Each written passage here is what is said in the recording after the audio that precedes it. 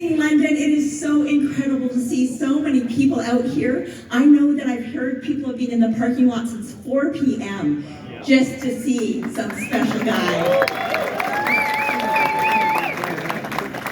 Before we get started, I want to make a few introductions. I want to start with my incredible colleagues who I get to work with in Ottawa. Starting from the far end, we have Dave.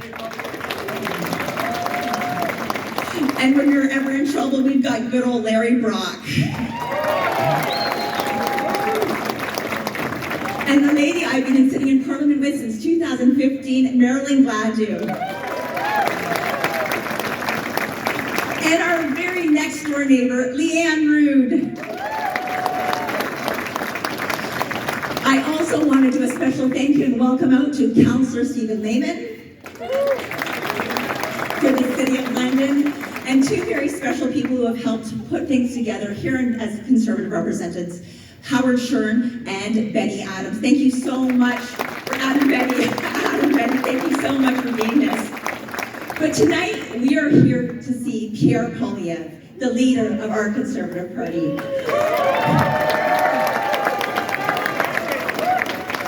We are here to see someone who will fight for us, fight so that we are rewarded for our hard work, put Canadians back in control of their lives. We want to make sure that when money is being spent, that it's being spent wisely and this overinflationary spending is to an end. We want to make sure we have our lives back in control. He wants to restore our safe streets, something we are all calling for here in the City of London, so it's great to have that. Pierre believes in a Canada where we are the servants and you are the masters. He believes in a Canada where people, the government is smaller, and the citizens of Canada are bigger. So please join me as we welcome the next Prime Minister of Canada, Pierre Poilievre.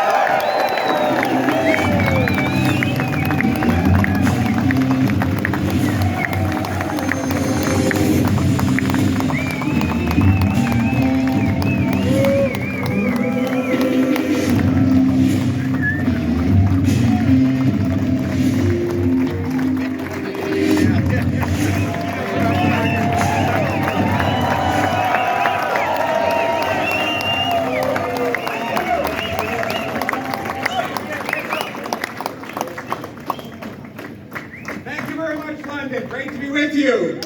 Well, what a storm, what a crowd. I think the great thing about being at a Conservative rally on a night like this is you know that all the snowflakes will be outside.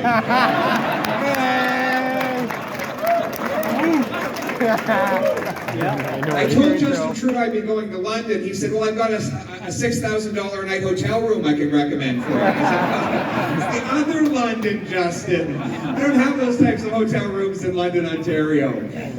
But pretty much what your mortgage payment is at these days, isn't it? Great to be with the wonderful Karen Vecchio, champion of the people.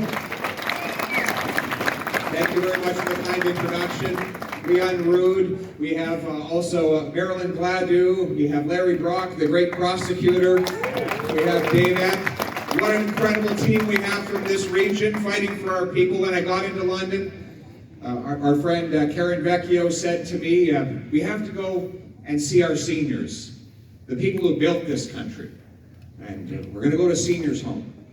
I said, Karen, they're not going to want to see some politician from Ottawa there. She said, no, you're going to be a big star. So I walked in and I walked up to a lady there and I said, do you know who I am? She said, no, but if you ask the nurse, she'll tell you who you are.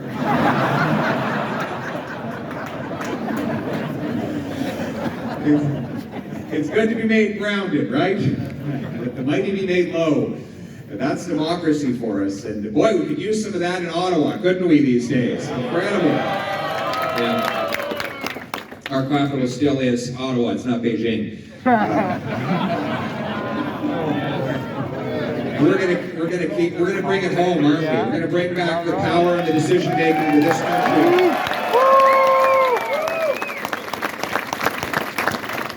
But man, can you believe what's going on in this country of ours? After 8 years of Justin Trudeau, inflation has hit a 40-year high. 1 in 5 Canadians is skipping meals because they can't afford the 12% year-over-year price increase in groceries. 9 in 10 young people who don't own a home believe they never will after housing costs have doubled under Justin Trudeau. Rent has gone from $950 a month on average to $2,200 a month. The average mortgage payment from $1,400 to $3,200 under Justin Trudeau. Gas prices and home heating bills. Can you believe that on a night like this, Liberals and New Democrats want to triple the carbon tax on your home heating? I can tell you that we're going to keep the heat on to take the tax off your home heating.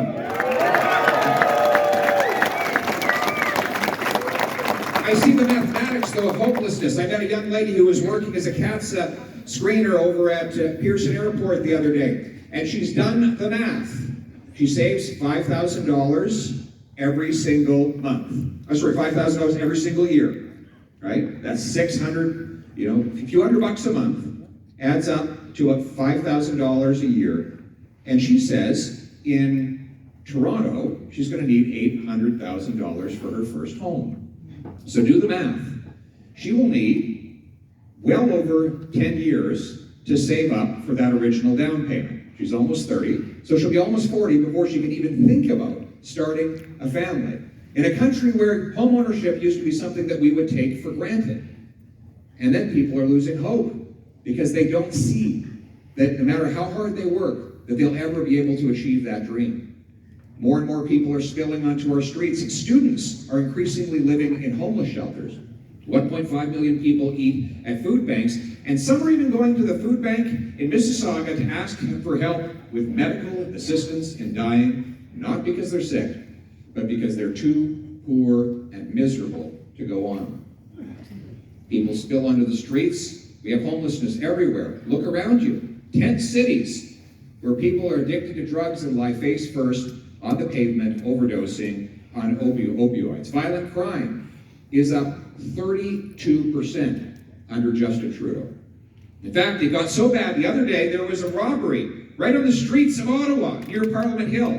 Man walked up and pulled out a gun and he pointed at another man and he said, "Give me all your money." And the other guy said, "Do you know who I am?" And the robber said, "No." He said, "I'm Justin Trudeau." And the robber said, "Well, in that case, give me all my money."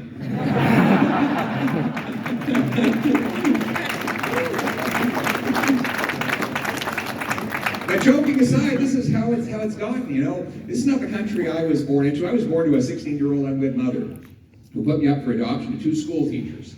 And they taught me that it didn't matter where I came from. It mattered where I was going. It didn't matter who I knew. It mattered what I could do. That is the country my wife came to as a refugee from Venezuela. And that is the country we want our children to inherit. That is the country we will restore for our Canadians.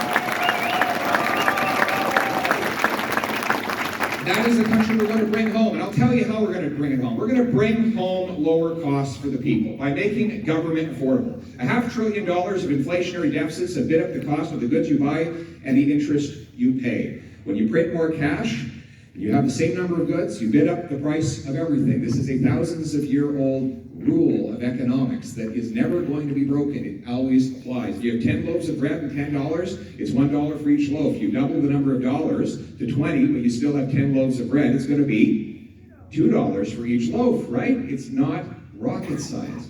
But what if instead of that, we control government spending the way you control your household budget? I'm going to bring in a dollar-for-dollar law requiring that the government find $1 of savings for each new dollar of spending so that we cap the cost of government and do what you do in your household. If you want to build a new patio, you might pass up on that vacation. Or you might just get a bargain on both so that you can live within your budget.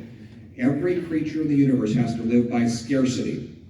The birds and the trees, the fish and the seas have to maximize use of scarce resources. Every creature has to do this except the politician, who passes on the costs to other people in higher inflation, taxes, and debt. But this law will force them to make the same trade-offs to maximize the value of your dollar. Because you've been pinching your pennies long enough, it's time that politicians started pinching their pennies too. They are spending, under Trudeau now, we are spending 100% more on high-priced consultants, $22 billion a year for consultants alone. That works out to $1,400 per family per year just to fund consultants. Now, what work are they doing? After all, the bureaucracy has grown by 30%. So why can't the bureaucracy do the work itself instead of contracting out to $2,000 or $3,000 a day consultants? And to top it off, they can't even deliver proper services to the people, whether it's passports or airports. So here's what we're going to do. We're going to fire the high-priced consultants. We're going to bring that work back inside the bureaucracy, and we're going to have the public servants deliver service to the people at an affordable price. And we'll save $1 billion by defunding the CBC.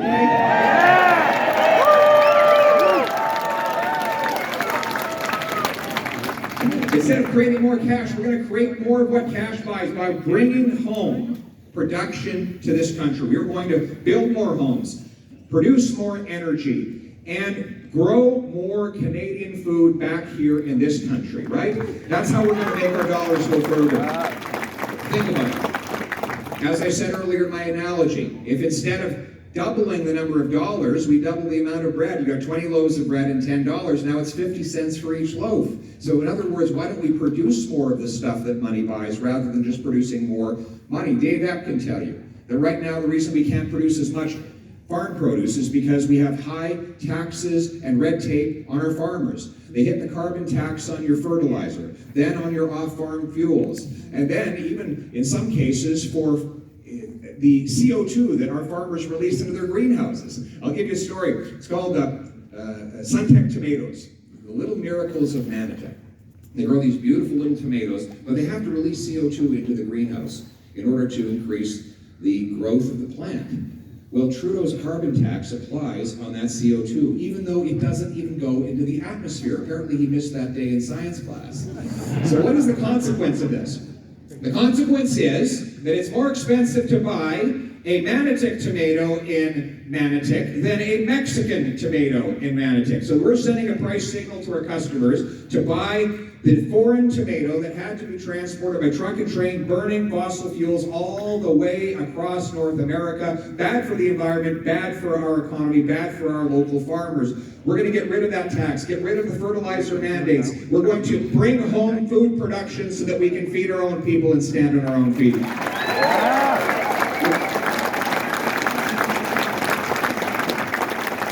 We're going to bring home the dream of home ownership. How do you do that? Well, you need to have more homes. We have the fewest homes per capita of any country in the G7. Even though we have the most land to build on, we have more land where there's no one than we have land where there's anyone. But yet, we can't build. Why? Because we're one of the slowest places on earth in which to get a building permit. We rank 64th in the world for the time it takes to get a building permit. All of those delays get passed on to the home buyer. And an increasing population has to fight over a fixed supply of housing. In some cities in this country, the cost of government bureaucracy and taxes adds up to $600,000 per unit of housing. All of that is paid by the home buyer. None of it is paid by the developer. They all pass it on to the buyer. And that means that the very rich who already own a mansion get richer as their home price gets artificially inflated by the limited supply. But the working class, the immigrants, the newcomers, they can't break into the housing market because there's no chance to pay them. With the higher interest rates, now the mortgage bills are too high. So here's the solution to that. The Poilievre government's going to link the number of infrastructure dollars that a big city gets to the number of houses they allow to be built so that they will lower the cost and increase the speed of building permits. I will require every federally funded transit station be approved for high-density housing all around it so that our young people and our seniors don't even have to own a car. We're going to sell off 15% of the 37,000 federal buildings, mostly empty, sell them off, turn them into affordable housing. It warms my heart to think of a beautiful family pulling up in their U-Haul to their wonderful new home in the former headquarters of the CBC.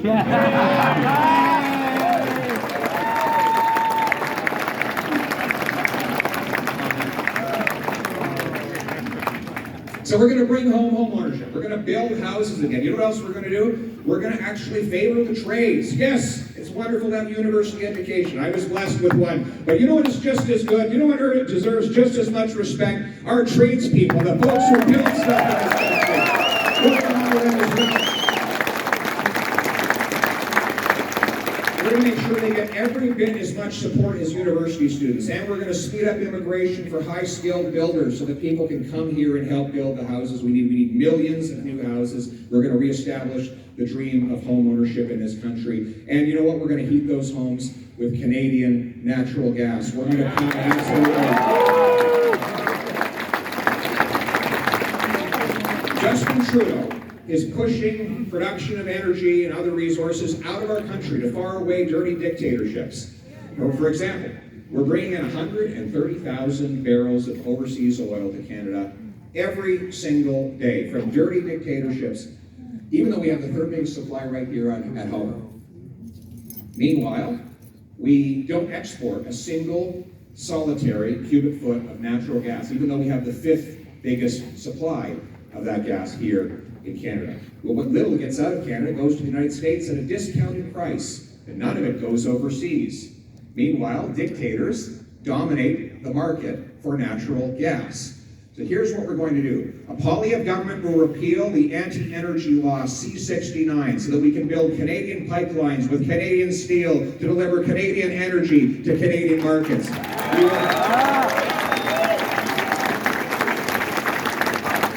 We have huge advantages in natural gas. We have 1,300 trillion cubic feet of this stuff, right? Beneath our feet. Here's the problem. You can't get it to another country unless you have an export terminal where you liquefy it. How do you liquefy gas? Marilyn is a petrochemical engineer. How do you liquefy gas? Lower the temperature to minus 160. Lower it to minus 160. So, what do we have lots of in Canada? Cold weather. So it's actually 25% cheaper to liquefy gas in Canada than the U.S. Gulf Coast. It's cold in this country. It was so cold in Ottawa last week, Justin Trudeau was seen with his hands in his own pockets.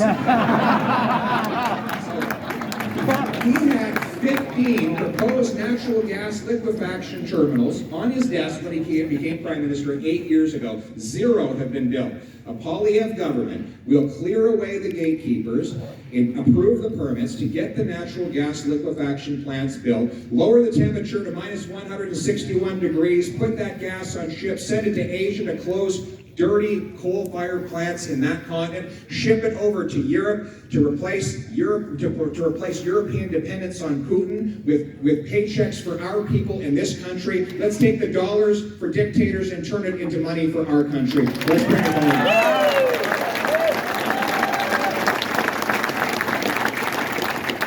And you know what else we're going to bring home? Safe streets again. The crime is out of control. After 8 years of Trudeau's catch and release policies that literally allow violent offenders who've been convicted as many as 2 or 3 dozen times to be released the same day they are arrested for serious violent offenses. Give an incredible stat.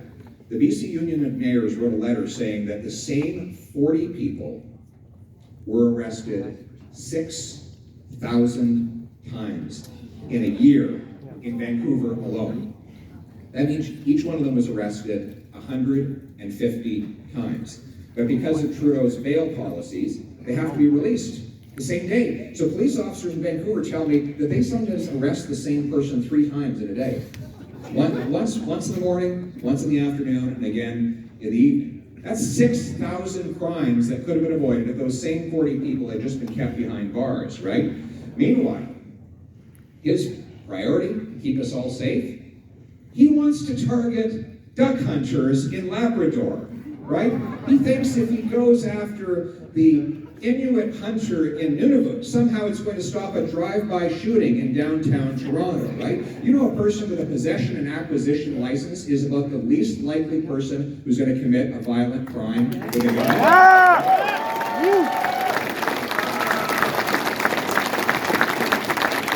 They're trained, they're tested, they're vetted by the RCMP, they follow rigorous rules. I've got news for Justin Trudeau. Someone's going to rob a bank, they're not going to go through all that trouble. They're not going to fill out all the paperwork before they do it, right? The real criminals are the ones who are taking guns that are smuggled across our borders from the United States. In America, 82% of gun crime in Vancouver is done with U.S. illegally smuggled arms. So here's a common sense solution. We'll vote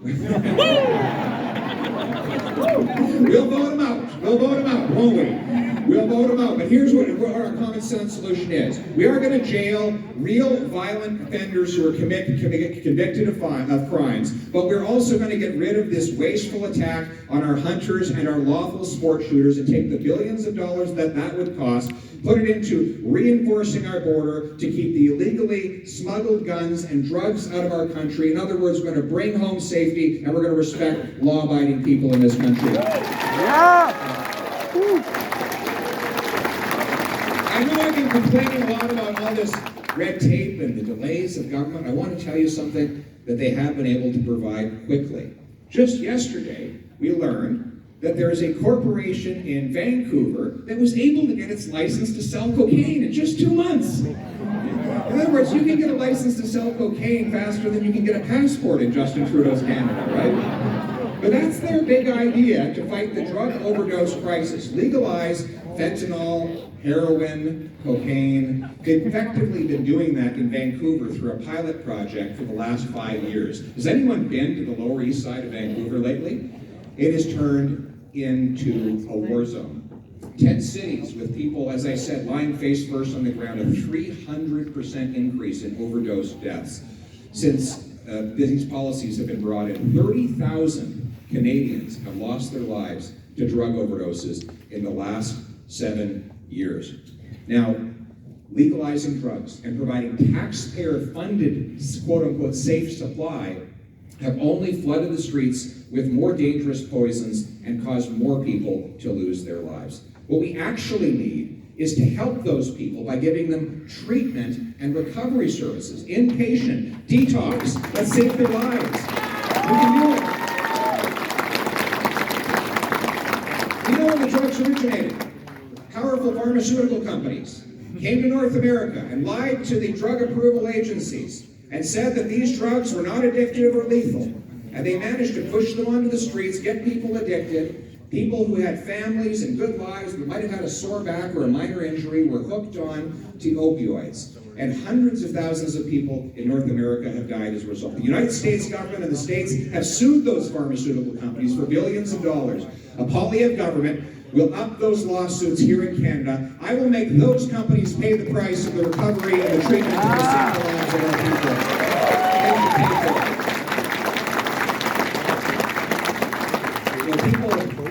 One of the reasons I ran for this job is that people feel like they're losing control of their lives, right? Big government is making for small citizens. And they want you all to feel small, don't they? That's why the Prime Minister is always insulting the population, calling people names. He wants you to be afraid of your neighbor. He thinks that might make you forget you can't afford to pay the rent. Meanwhile, he increases the power over our lives and takes away the power from our local democracy. What greater example of that than the recent revelations of interference by Beijing in our democracy here in Canada, right? We now know that starting in 2013, 10 years ago, the communist regime in Beijing started influencing and supporting Justin Trudeau with a $200,000 donation to the Trudeau Foundation. And Justin Trudeau expects us to believe he wasn't at all influenced by that. He was then briefed on the interference of the regime in 2 successive elections and did absolutely nothing until it came to light. Well, he did one thing. He named the former head of the Trudeau Foundation that had received that money to write a report about it, an objective report, right? Ladies and gentlemen, my government will bring in a foreign influence registry to ensure that every single agent who is paid to manipulate our democracy and our politics by a foreign government is publicly registered and identified so they can be held accountable by all Canadians. And while we're at it, I will ban all of my members of parliament, all my ministers, and all my senior government officials from any involvement whatsoever in the World Economic Forum.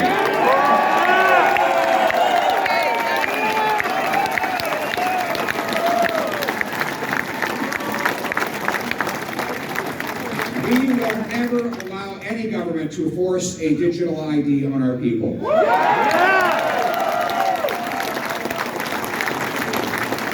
And I will ban the central bank from creating a digital currency that would jeopardize that. In fact, today, we as conservatives are leading the charge to defend freedom of speech. C11, the bill that would allow the CRTC, a woke bureaucracy in Ottawa, to control what you see and say online. This bill is working its way through the back now into the House of Commons after conservative senators blocked it in the Senate. It's going to be back. And Justin Trudeau is signaling that he wants to ram it through, get it passed, so that he can censor the internet before the next election. I want you to know that you have here the only team that is fighting on the floor of the House of Commons, that has stopped this bill from passing for the last 3 years. This is the team that will fight it tooth and nail. This is the team that will repeal it when I'm Prime Minister of Canada.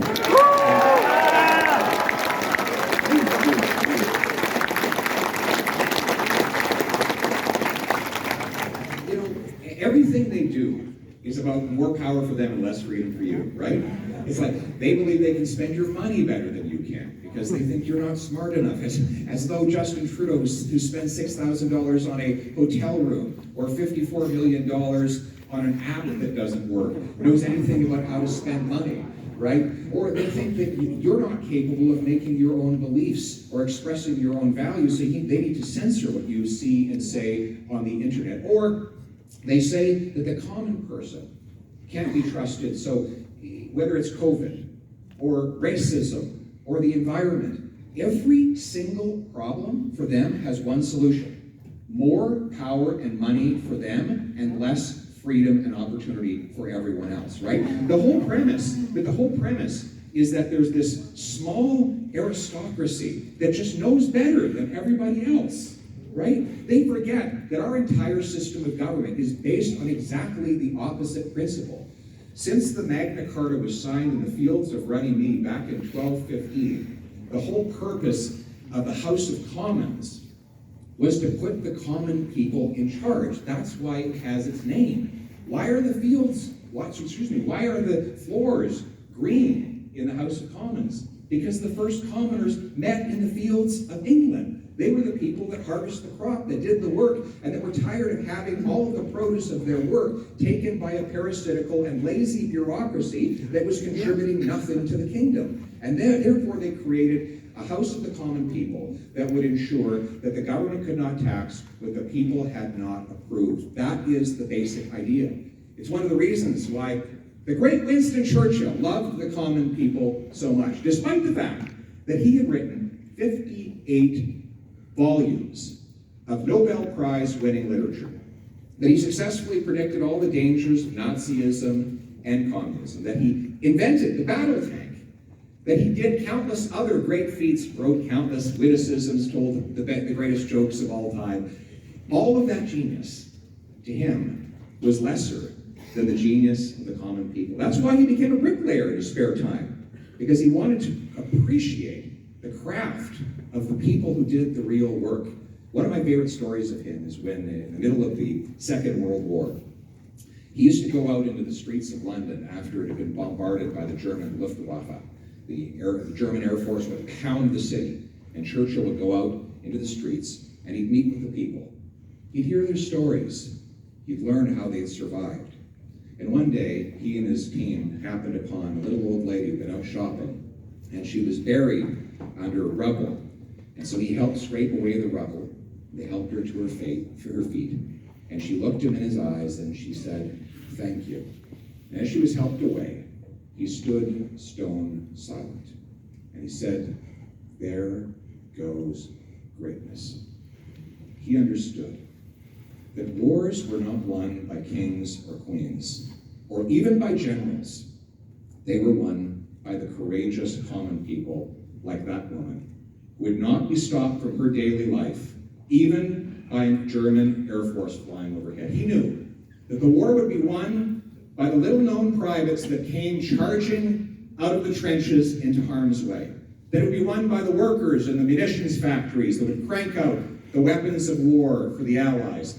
that it would be won by the courageous Londoners who would get onto the rooftops and throw rocks at the passing Nazi airplanes in defiance. He understood that it was the common people, they're often confused with the ordinary people. In fact, there's nothing ordinary about them. They are extraordinary. If you want to see greatness, don't look up. Look around you. You will see it on the oil-stained shirt of the mechanic who can take apart and reassemble an engine. You will see it in the hands of the farmer who must know the weather, the commodity prices, the soil chemistry to bring food from his field to your fork. You will see it in the electrician who sends lightning charging through a copper wire to light up your home. No, these are not ordinary people. These are extraordinary people. The single mother who works on her feet all day, serving tough customers, remembering all their orders, coming home with enough energy to teach her kids math, is not ordinary. She is extraordinary. The police officer who faces gunfire by day and tucks his children in at night is not ordinary. He is extraordinary. These are the common people for which we work. We are their servants. We are not their masters. And it is time that everyone in Ottawa understood that. That is the reason.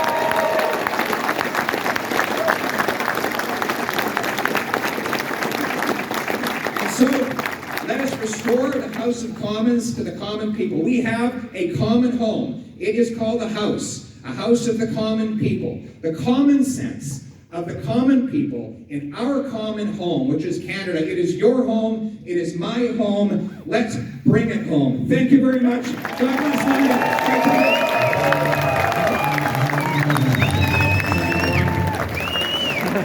London.